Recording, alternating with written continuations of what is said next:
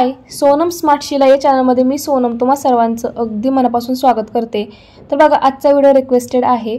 आपल्याला 38 साइजमध्ये 6.5 इंचाच्या बाहीचं paper cutting इथे बघायचं आहे। बाही कटिंग करताना आपण कोणताही फॉर्म्युला वापरणार नाही, कोणतेही टिप्स अँड ट्रिक्स वापरणार नाही। अगदी सोप्या पद्धतीने तुम्हाला मी बाहीचं पेपर कटिंग दाखवणार आहे। बाही कटिंगची माझी पद्धत खूप सोपी आहे, नक्कीच तुम्ही या पद्धतीने बाहीचं कटिंग करू शकता। तर बघा, इथे मी डबल पेपर घेतलेला आहे। पेपरची बंद बाजू माझ्याकडे आहे आणि ओपन बाजू समोर आहे। आपल्याला बंद बाजूकडून बाहीची मापे टाकायची असतात। तर बघा, पहिल्यांदा आपण शिलाई मार्जिन घेणार आहोत। आपण इथे अस्तरच्या बाहीचं कटिंग बघत आहोत, त्यामुळे इथे मी अर्धा इंच शिलाई मार्जिन घेणार आहे। बाही जोडताना तुम्हाला जर जास्त मार्जिन लागत असेल तर तुम्ही इथे 1.5 इंच सुद्धा शिलाई मार्जिन घेऊ शकता। ओके, पण सपोज तुम्ही जर साध्या बाहीसाठी पेपर कटिंग करणार असाल तर तुम्ही इथे 1.5 इंच शिलाई मार्जिन घ्यायचं आहे। आलं लक्षात? अस्तरची बाही कटिंग करायची असेल तर तुम्ही अर्धा इंच किंवा 1.5 इंच शिलाई मार्जिन घेऊ शकता, आणि जर साध्या बाहीसाठी पेपर कटिंग करणार असाल तर तुम्ही इथे 1.5 इंच शिलाई मार्जिन घ्यायचं आहे। ओके, तर बघा, दोन्ही साइडला अर्धा इंच शिलाई मार्जिन इथे मी घेतलेला आहे आणि पट्टीने सरळ लाईन आखून घेणार आहे।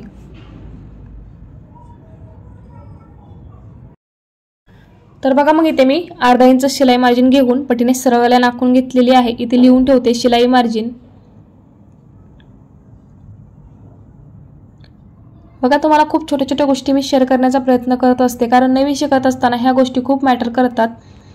तर बघा, शिलाई मार्जिन आपण इथे घेतलेला आहे। आता आपल्याला बाहीची उंची टाकून घ्यायची आहे 6.5 इंच।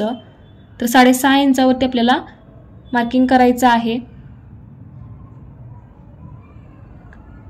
तर बघा, 6.5 इंचावरती बाहीची उंची टाकलेली आहे। ह्या साईडला सुद्धा 6.5 इंच घेऊन पट्टीने सरळ लाईन आखून घेणार आहे।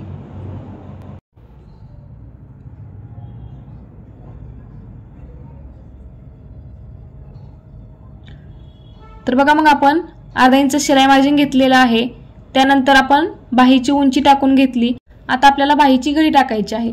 ओके, बाही घडी काढण्याची माझी पद्धत खूप सोपी आहे। तुम्हाला अगदी सोप्या पद्धतीने बाही घडी कशी काढायची ते दाखवते। तर बघा, इथे मी 38 साइजचं फ्रंट नेकचं कटिंग करून घेतलेलं आहे। बेसिक कटिंग मी केलेलं आहे। 38 साइजसाठी इथे मी मुंडा खोली 6 इंच घेतलेली आहे।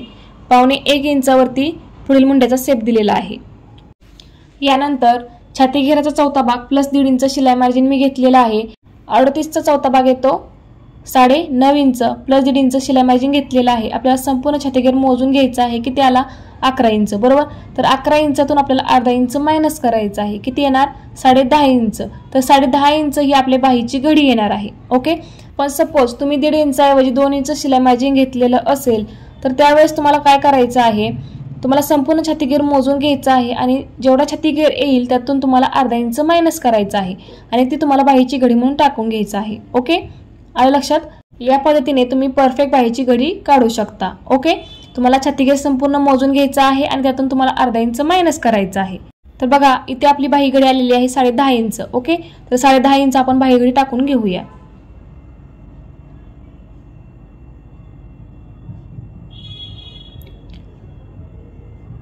तर बघा, अगदी सोपी पद्धत तुम्हाला मी दाखवलेली आहे बाही घडी काढण्याची। या पद्धतीने तुम्ही नक्कीच बाहीची घडी काढू शकता, बाही अजिबात कमी पडणार नाही। ओके, तर 10.5 इंचावरती बाहीची घडी टाकून घेणार आहे। खाली सुद्धा सेम मार्किंग करणार आहे आणि पट्टीने सरळ लाईन आखून घेणार आहे। आपण अर्धा इंच शिलाई मार्जिन घेतलेला आहे। आपण 6.5 इंचावरती बाहीची उंची टाकलेली आहे। 10.5 इंचावरती बाहीची घडी टाकलेली आहे, बरोबर। आता बाहीची घडी टाकल्यानंतर आपल्याला कॅफाईटचं मार्किंग करायचं आहे। म्हणजेच काय, आपल्याला मुंड्यांची शेप देण्यासाठी अंतर घ्यायचं आहे। तर ते अंतर कसं काढायचं ते तुम्हाला सांगते।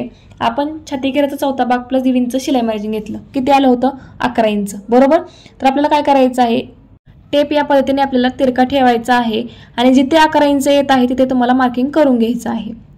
ओके, तर बघा, व्यवस्थित चेक करून घ्यायचं आहे कुठे आपलं परफेक्ट 11 इंच येत आहे तिथे आपल्याला मार्किंग करायचं आहे। ओके, तर बघा, इथे परफेक्ट 11 इंच येत आहे तर इथे मी मार्किंग करून घेतलेलं आहे। आता आपल्याला हे अंतर मोजून घ्यायचं आहे। ओके, आणि तेवढंच अंतर आपल्याला ह्या साईडला सुद्धा टाकून घ्यायचं आहे। आलं लक्षात? आणि पट्टीने सरळ लाईन आखून घ्यायची आहे। तर बघा, कॅफाईट काढण्याची परफेक्ट पद्धत तुम्हाला मी सांगितलेली आहे। आता यानंतर आपल्याला दंडघेराचं माप टाकून घ्यायचं आहे। दंडघेराच्या निम्मे प्लस आपण 1.5 इंच शिलाई मार्जिन घेत असतो। ओके, तर इथे दंडगेर आपला आहे 5.5 इंच, तर 5.5 इंचावरती मार्किंग करणार आहे आणि 1.5 इंच शिलाई मार्जिन। आता एक गोष्ट लक्षात ठेवा, फ्रंट नेकला जर तुम्ही छाती घेराचं माप टाकताना 1.5 इंचाऐवजी 2 इंच जर शिलाई मार्जिन घेतलेलं असेल तर तुम्हाला इथे सुद्धा दंडगेराच्या निम्मे प्लस 2 इंच शिलाई मार्जिन घ्यावं लागेल। ओके, तर बघा हे 2 पॉइंट मी जोडून घेतलेले आहेत। इथून आपल्याला 1 इंचावरती मार्किंग करायचं आहे। ओके, आणि ही जी लाईन आहे त्या लाईनीचा मध्य आपल्याला ते काढायचं आहे। तर बघा टेप सरळ ठेवला आणि टेप फोल्ड करून मध्यावरती खूण करून घेतलेली आहे। आता बघा मध्यापासून आपल्याला वरती सरळ लाईन आखून घ्यायची आहे आणि ही लाईन आखल्यानंतर आपल्याला ह्या लाईनीचे 3 समान भाग करायचे आहेत। तिन्ही भाग समान आले पाहिजेत, या पद्धतीने तुम्हाला हे 3 समान भाग करून घ्यायचे आहेत। मी इथे अंदाजे केलेले आहेत, तुम्ही टेपच्या सहाय्याने सुद्धा करू शकता। ओके, आता ह्या 3 पॉइंटमधून आपल्याला मुंड्याचे शेप द्यायचे आहेत। तर बघा मी कशा पद्धतीने देत आहे, सेम त्या पद्धतीने तुम्हाला देखील मुंड्याचे शेप देऊन घ्यायचे आहेत। ओके,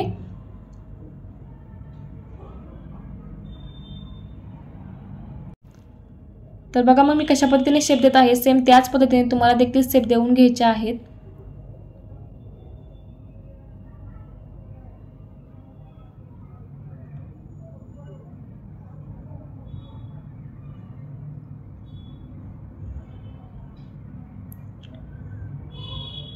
तर बघा मग या पद्धतीने मुंड्यांचे शेप देऊन घेतलेले आहेत।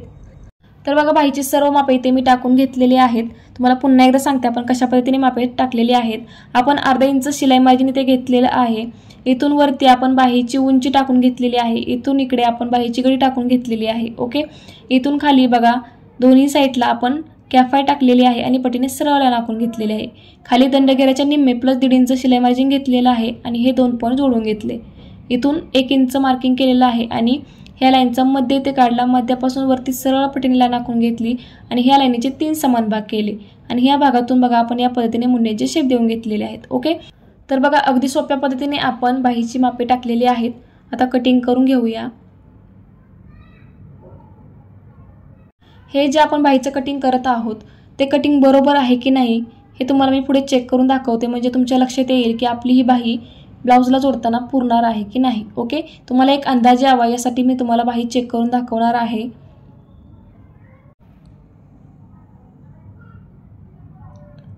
तर बघा मग बाही आपल्याला या पद्धतीने ओपन करून घ्यायची आहे आणि मुंड्याचा शेप कट करून घ्यायचा आहे। व्हिडिओ जर तुम्ही नीट बघितला तर तुमच्या लक्षात येईल की आपण परफेक्ट बाहीची मापे कशा पद्धतीने टाकू शकतो। तर बघा इथे बाहीचं कटिंग मी करून घेतलेलं आहे। तर बघा अगदी सोप्या पद्धतीने आपण इथे बाहीची मापे टाकून घेतलेली आहेत। बाहीचं कटिंग करताना आपण शिलाई मार्जिन किती घ्यायचं असतं, आपण परफेक्ट बाहीची घडी कशी काढायची असते, त्याचबरोबर आपल्याला कॅफाट किती इंच घ्यायची असते, हे सर्व तुम्हाला मी अगदी डिटेलमध्ये दाखवलेलं आहे। तर बघा मग आपण 38 साईजमध्ये 6.5 इंचाच्या बाहीचं कटिंग इथे बघितलेलं आहे। तर चला हे कटिंग तुम्हाला मी चेक करून दाखवते। तर बघा इथे मी फ्रंटने घेतलेलं आहे।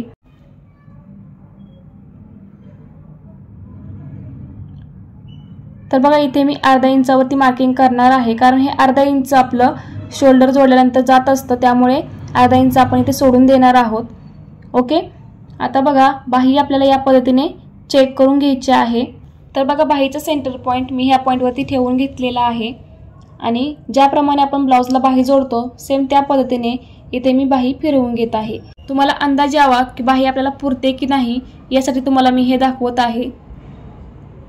तर बघा मग या पद्धतीने मी बाही फिरवून घेतलेली आहे आणि तुम्ही बघू शकता अगदी परफेक्ट आपली इथे बाही आलेली आहे, अजिबात कमी जास्त झालेलं नाही। ओके, तर बघा अगदी पॉइंट टू पॉइंट आपली ही बाही आलेली आहे। नक्कीच तुम्ही सुद्धा या पद्धतीने बाहीचं कटिंग करू शकता, अगदी परफेक्ट तुमची बाही येणार आहे। ओके, तुम्हाला आजचा हा व्हिडिओ कसा वाटला मला कमेंट करून नक्की सांगा। तुम्हाला नेक्स्ट व्हिडिओ कोणत्या टॉपिकवरती पाहायला आवडेल हे सुद्धा मला कमेंट करून नक्की कळवा। व्हिडिओ थोडा जरी आवडला असेल तर प्लीज व्हिडिओला लाईक करा, शेअर करा आणि चॅनलवर नवीन असाल तर चॅनलला सबस्क्राईब करून बेल आयकॉन नक्की प्रेस करा, त्यामुळे तुम्हाला नवीन व्हिडिओचे अपडेट भेटत राहतात। पुन्हा भेटूया अशाच एका छानशा व्हिडिओसोबत, तोपर्यंत बाय, थँक्स फॉर वॉचिंग।